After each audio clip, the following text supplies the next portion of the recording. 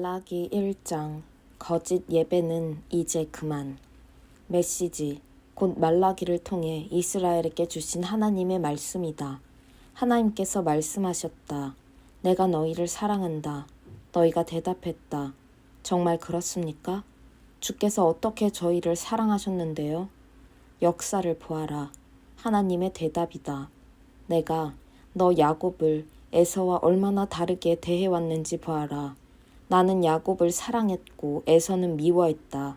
나는 머리인 양 우쭐대던 에서를 꼬리가 되게 만들었고 그의 나라 전체를 유령도시로 만들었다. 에돔은 우리가 쓰러졌지만 아무렇지도 않게 다시 일어설 수 있다고 말한다. 그러나 만군의 하나님께서 이렇게 말씀하신다. 그래, 한번 해보아라. 과연 그럴 수 있는지 보자. 내가 때려눕히면 다시 일어서지 못한다. 너희를 보고 사람들이 악의 땅, 하나님께 저주받은 족속이라고 말하리라. 그렇다. 잘 보아라. 그러면 내가 얼마나 충실하게 너희를 사랑해왔는지 깨닫게 될 것이다. 너희는 더 큰 것을 바라며 이렇게 말할 것이다. 이스라엘의 경계를 넘어서까지 하나님의 이름이 더욱 높아지기를. 아들은 자기 아버지를 높이고 일꾼은 자기 주인을 높이는 법이 아니냐. 그런데 내가 너희 아버지인데도 너희는 과연 나를 높이느냐? 내가 너희 주인인데도 너희는 과연 나를 존중하느냐? 만군의 하나님께서 너희를 질책하신다. 너희 제사장들이 나를 멸시한다. 너희는 말한다. 그럴 리가요. 저희가 어떻게 주님을 멸시한단 말입니까?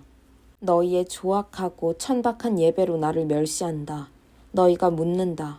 멸시하다니 무슨 말씀이십니까? 대체 어떻게 멸시한다는 말씀인가요? 너희는 하나님의 제단은 더 이상 중요하지 않다. 하나님을 예배하는 일은 더 이상 최우선적인 과제가 아니다. 라고 말한다. 이것이 나를 멸시하는 일이 아니고 무엇이냐? 또 너희는 예배 때 보잘것없는 짐승을 가져와서 제물로 바친다. 너희 자신도 갖고 싶어 하지 않을 눈 멀고 병들고 다리 저는 짐승들을 가져온다. 이것이 멸시가 아니면 무엇이냐? 너희 상관을 그런 식으로 속이려고 해봐라. 너희에게 무엇이 돌아오겠느냐? 만군의 하나님께서 너희에게 물으신다. 무릎 꿇고 내게 은혜를 베풀어 달라고 기도하여라. 너희 제사장들은 모두를 구렁이에 빠뜨렸다. 이런 짓을 해놓고도 내가 너희 말을 들어주리라고 생각하느냐? 만군의 하나님께서 너희에게 물으신다. 아예 성전문을 닫아 걸어버리는 것이 어떻겠느냐? 그러면 누구도 성전에서 아둔하고 천치 같은 예배를 드리며 종교 노름을 하지 못할 테니 말이다. 나는 기쁘지 않다. 만군의 하나님은 하나도 기쁘지 않다. 너희의 거짓 예배 따위는 원하지 않는다. 너희는 나를 모독한다. 나는 온 세상에서 높임을 받는다. 세상 도처에 나를 예배할 줄 아는 자들, 자기에게 가장 귀한 것을 바치며 나를 높이는 자들이 있다. 그들은 세상 곳곳에서 말한다. 만군의 하나님이 가장 높으시다. 너희만 예외다. 너희는 나를 높이기는커녕 모독한다. 너희는 예배가 뭐 그리 중요한가? 예배에 무엇을 가져오는지가 그렇게도 중요한가? 라고 말하고 예배는 지루하다. 내게 아무 도움이 되지 않는다는 말로 나를 모독한다. 너희는 고개를 빳빳이 세우고 나 만군의 하나님 앞에서 잘난 체한다. 또 너희는 내게 싸구려나 폐품, 쓰레기 같은 것들을 바친다. 내가 그런 것들을 받으리라고 생각하느냐? 나 하나님이 말한다. 나를 위해 뭔가 큰일을 할 것처럼 값진 희생제를 잔뜩 폼을 잡다가 결국은 하잘것없는 것만 가져오는 자에게 저주가 있을 것이다. 나는 위대한 왕이요. 세상 도처에서 높임을 받는 만군의 하나님이다. 결단코 그런 일을 두고 보지 않을 것이다. 말라기 2장 하나님의 거룩을 더럽히는 일. 제사장들아, 너희에 대한 기소장이다. 너희가 순종하며 귀 기울여 듣지 않고 나 만군의 하나님을 높이며 예배하지 않으면 내가 너희를 저주 아래 둘 것이다. 내가 너희의 모든 복을 저주로 바꿀 것이다. 이미 저주가 시작되었다. 너희는 나를 높이는 일에 별 관심이 없기 때문이다. 그렇다. 그 저주는 너희 자손들에게까지 미칠 것이다. 내가 너희 얼굴에 악취나는 쓰레기를, 너희 축제에서 나오는 쓰레기를 바를 것이다. 너희에게 곧 닥칠일이다. 그렇게 하면 너희가 정신을 차릴 것이다. 레위 제사장들과 맺은 언약, 곧 만군의 하나님의 언약에 새로운 생명을 불어넣기 위해 내가 너희를 기소한다는 것을 깨닫게 될 것이다. 내가 레위와 언약을 맺은 것은 그에게 생명과 평화를 주기 위해서였다. 나는 그와 맺은 언약을 지켰고 그는 나를 높였다. 그는 경외심을 품고 내 앞에 섰다. 진리를 가르쳤으며 거짓을 말하지 않았다. 평화와 의를 실천하며 나와 동행했다. 그는 많은 사람을 수렁에서 건지고 바른 길로 이끌었다. 제사장의 일은 진리를 가르치는 것이다. 사람들에게 길을 안내하는 것이다. 제사장은 만군의 하나님의 특사다. 그런데 너희 제사장들은 제사장의 일을 저버렸다. 도리어 많은 사람들의 삶을 망쳐놓았다. 너희는 제사장 레위의 언약을 쓰레기로 만들었다. 만군의 하나님이 말한다. 그래서 내가 이렇게 너희의 실상을 만천하에 폭로한다. 이제 모두가 너희를 역겨워하고 피해간다. 너희가 내 말을 듣지 않고 내 계시를 참되고 치우침 없이 가르치지 않기 때문이다. 우리는 모두 한 아버지에게서 나지 않았느냐? 모두 같은 하나님에 의해 창조되지 않았느냐?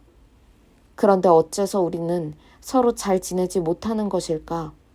어째서 우리를 하나로 묶어주는 조상들의 언약을 더럽히고 있는가? 유다는 하나님을 속였다. 신뢰를 저버리는 역겨운 일이 이스라엘과 예루살렘에서 벌어졌다. 유다는 이방신들을 예배하는 여자들과 사랑에 빠져 도망갔고 하나님의 거룩을 더럽혔다. 그들에게 하나님의 저주가 있을 것이다. 그들을 집에서 내쫓아라. 그들은 공동체 일원이 될 자격이 없다.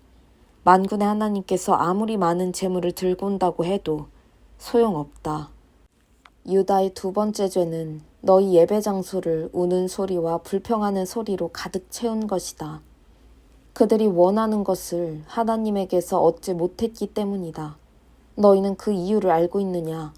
너희가 너희 어린 신부를 맞으며 결혼 서약을 했을 때 하나님께서 거기 증인으로 계셨는데도 너희가 그 서약을 깨버렸기 때문이다.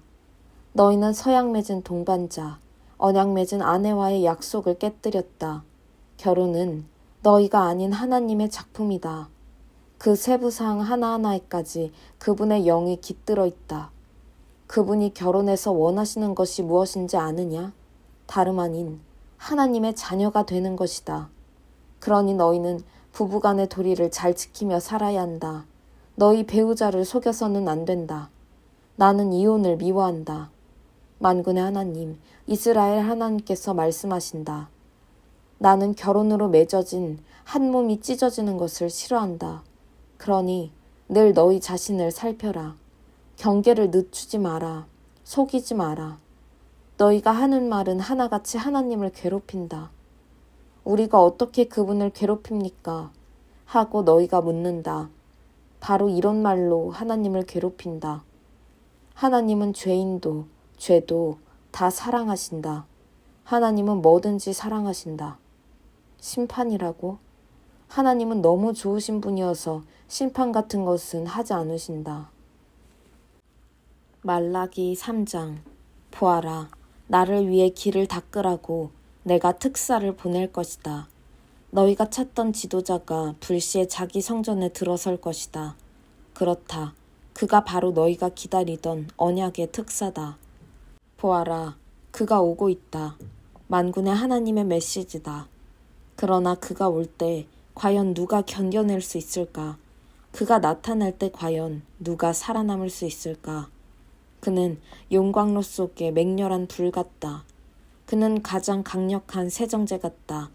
그는 금과 은을 정련하고 더러운 옷을 깨끗이 빨듯이 레위 제사장들을 정련하고 깨끗게 할 것이다. 그리하여 마침내 그들을 하나님께 합당한 자들, 의의 제물을 바치기에 합당한 자들로 만들어낼 것이다. 그때에야 비로소 유다와 예루살렘은 오래전처럼 하나님께 합한 존재, 기쁨을 드리는 존재가 될 것이다. 그렇다. 내가 심판을 들고 너희를 찾아가는 중이다. 나는 마술 부리는 자들, 간음하는 자들, 거짓말하는 자들, 일꾼을 착취하는 자들, 과부와 고아들을 이용하는 자들, 집 없는 이들을 박대하는 자들, 곧 나를 높이지 않는 자들의 죄를 드러낼 증거를 내놓겠다. 그들이 꼼짝 못하도록. 만군의 하나님의 메시지다. 11조. 나는 하나님이다. 그렇다. 언제나 하나님이다. 나는 변하지 않는다.